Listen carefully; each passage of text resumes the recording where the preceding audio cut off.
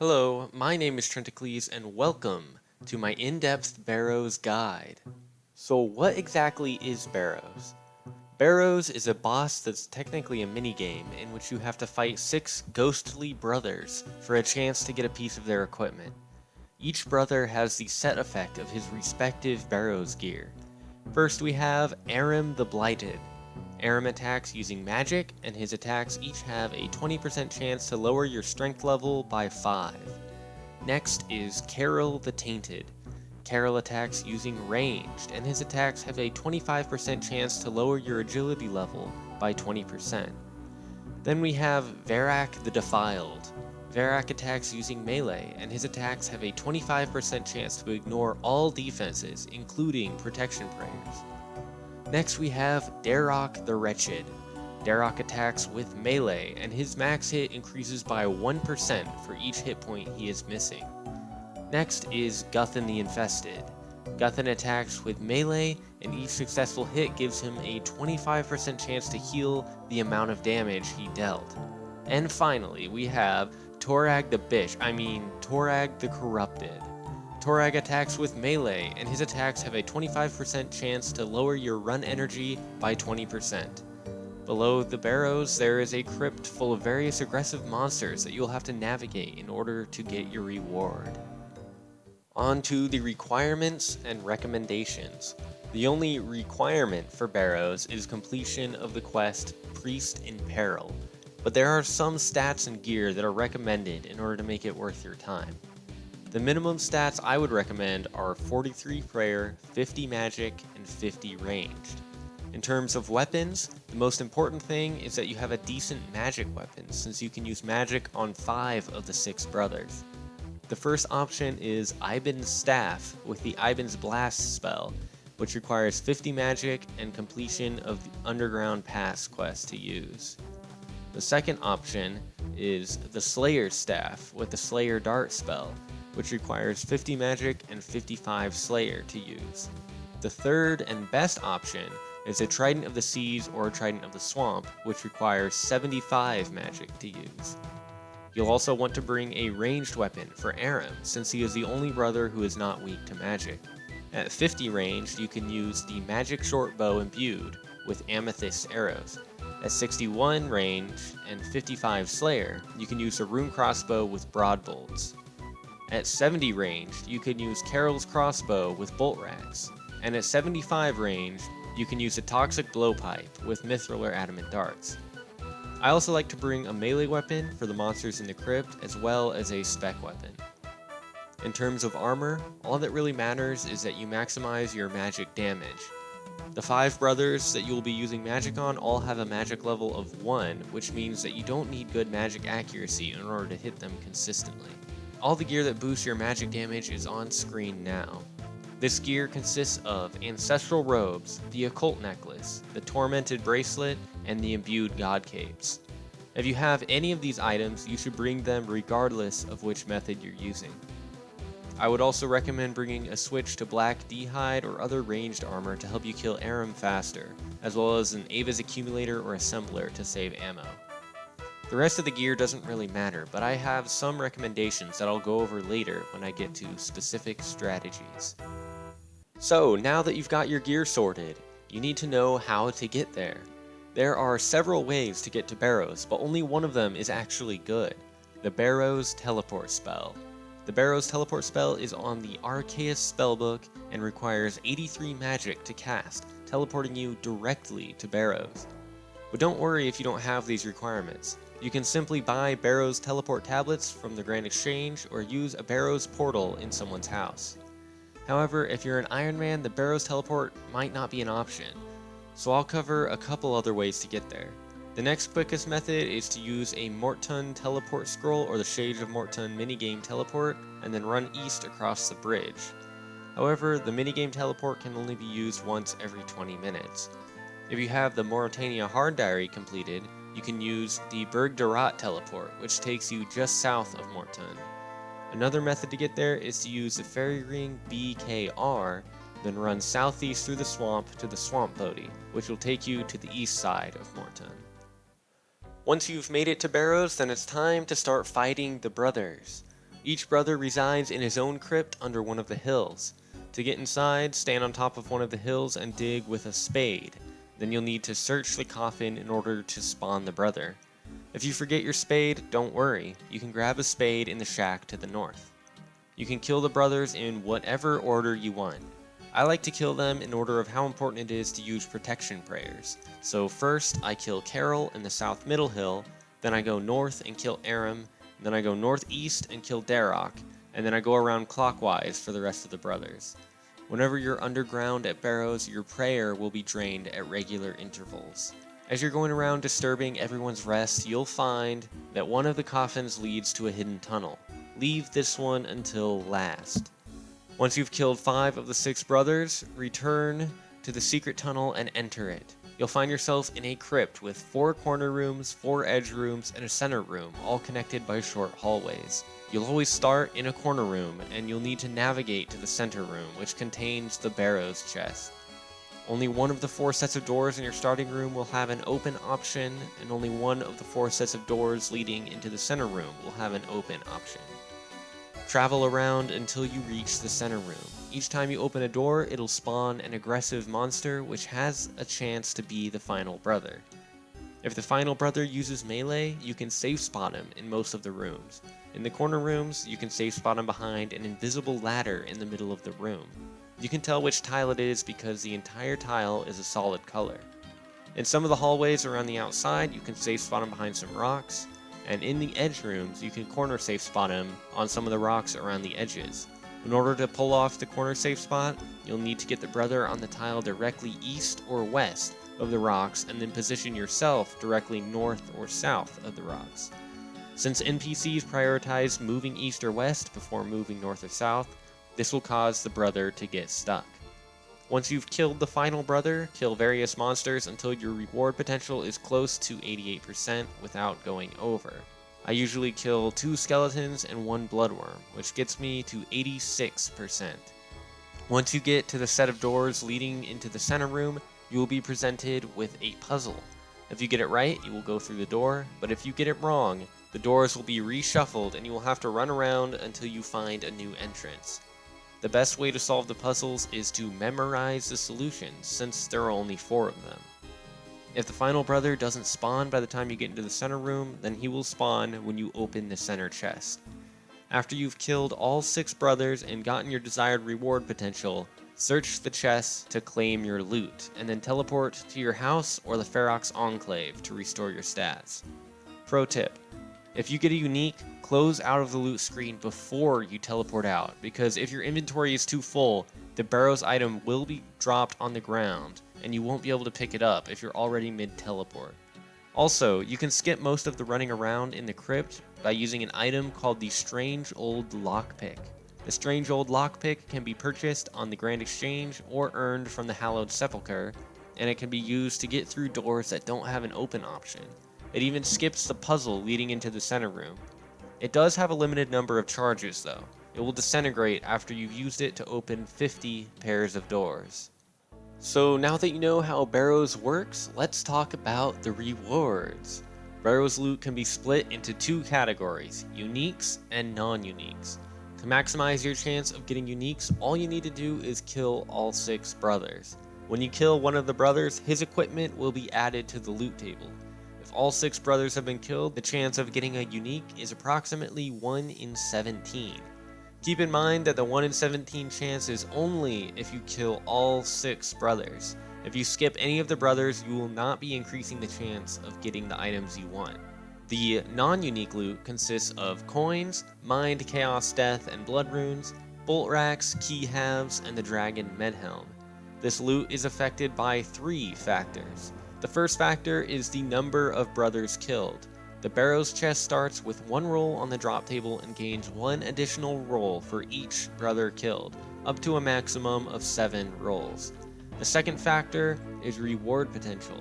Reward potential increases whenever you kill something within the Barrows minigame, and it affects what items you are eligible to obtain and the quantities of those items. Surprisingly, maxing out your reward potential does not maximize the amount of money you make. If your reward potential goes above 88%, you will be eligible to receive bolt racks, which are worth a lot less than most of the runes. Therefore, the way to maximize the value of your non-unique loot is to get your reward potential close to 88% without going over, as this will maximize the quantity of runes you receive. The final factor affecting non-unique loot is whether or not you have completed the Mauritania Hard Diary. If you have this diary completed, you will receive 50% more runes from the Barrows chest. Finally, you can also get elite clues as a reward. The chance of getting elite clues is a static amount for each roll on the loot table. With all 6 brothers killed, the chance of getting an elite clue is 1 in 33.75. Now that we've covered all of the general information about Barrows, I'm going to talk about 3 specific methods that will allow you to do Barrows without using any prayer potions. The first and simplest method is the tank method. Here are some example gear setups for the tank method. The idea is to maximize your defensive bonuses, so wear tanky armor and bring a good shield. The strategy is extremely simple. Just kill the brothers like normal and rely on your armor to keep you alive. I would still recommend using protection prayers until you run out of prayer points, and then recharge your stats at a POH or the Ferox Enclave after each run. Also, make sure to bring plenty of food, as you never know when you're going to have bad RNG.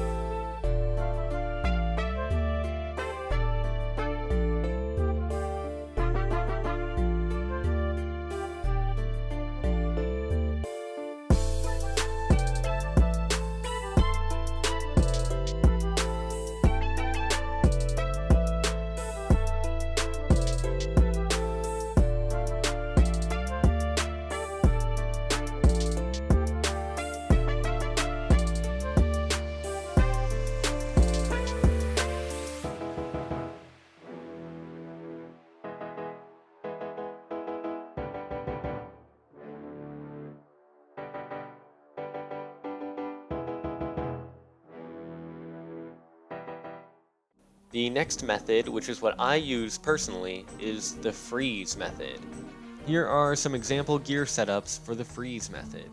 The gear setup isn't very important for this method, so I normally just wear my Dragonhide armor to save inventory space. Otherwise, it can be a good idea to wear magic accuracy gear in order to minimize the chance of splashing. Or, if you aren't using the ancient spellbook, you could wear swamp bark to increase the freeze duration. The strategy is as follows. First, kill the brothers normally with protection prayers, starting with Carol and Aram until you run out of prayer points. Then for the remaining brothers, freeze them with your best ice spell or snare or entangle, then step at least one tile away and attack with your magic weapon of choice. Using Ice Blitz and a Trident of the Seas, I can get in 5 hits before needing to refreeze. For the refreeze process, run around the coffin so that the Barrows brother is stuck on the other side. Then wait a moment for him to lose his immunity to being frozen. I like to walk along the side of the coffin to make sure I don't refreeze too early. Then from the last tile before the corner of the coffin, cast your freeze spell on the brother. Your character will run out from behind the coffin and freeze him before he gets too close. Then continue attacking him, repeating the process as needed until he is dead. You can also use the freeze method in the chest room by getting the brother stuck behind the chest in one of the torches, then freeze him from behind the chest. The only time you should need food for this method is if you get Carol or Aram in the tunnels. Carol is pretty easy to tank if you have Black D'hide, but Carol poses a bit more of a threat. Since Carol's attack speed is faster than the Trident, I like to freeze him and walk under after each hit so that he can only hit me as often as I hit him.